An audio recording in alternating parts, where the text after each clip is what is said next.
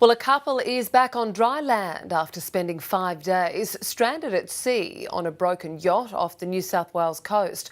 Irishman Nick Dwyer and Frenchwoman Barbara Heftman spent the last 7 years sailing around the world before their dangerous brush with Mother Nature. Reporter Mark Reddie is at Balmain Wharf in Sydney. Well, Nick and Barbara spent 5 days stranded at sea on a broken yacht off the New South Wales coast, and they're back on dry land this morning, and they join me now.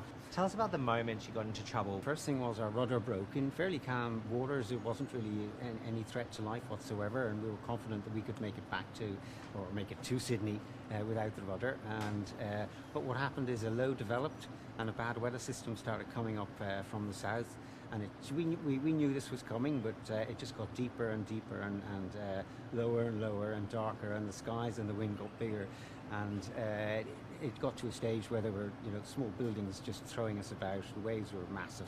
We did everything we could, but then we got capsized. The boat turned over, and there was a moment where we were in the aft cabin, and the boat was upside down, and we just looked at each other, and it was a small second of time that was held in suspension, where we were just waiting for the water to come and engulf us, and that would be the end of And Barbara, life. were you scared?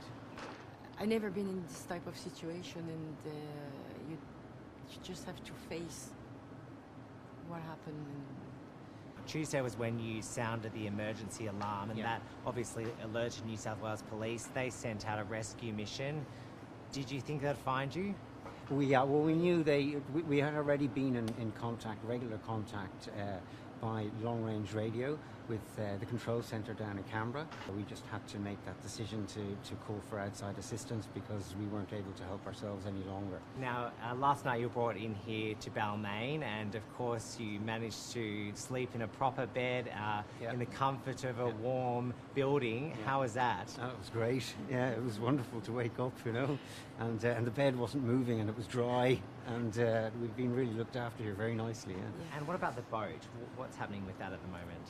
Well, the boat is currently adrift. It's about 200 odd miles west of Sydney, and it's drifting at about 2 miles an hour north, and it might actually start, once it gets into a current, drift back down towards Sydney, and we might get a chance to recover it.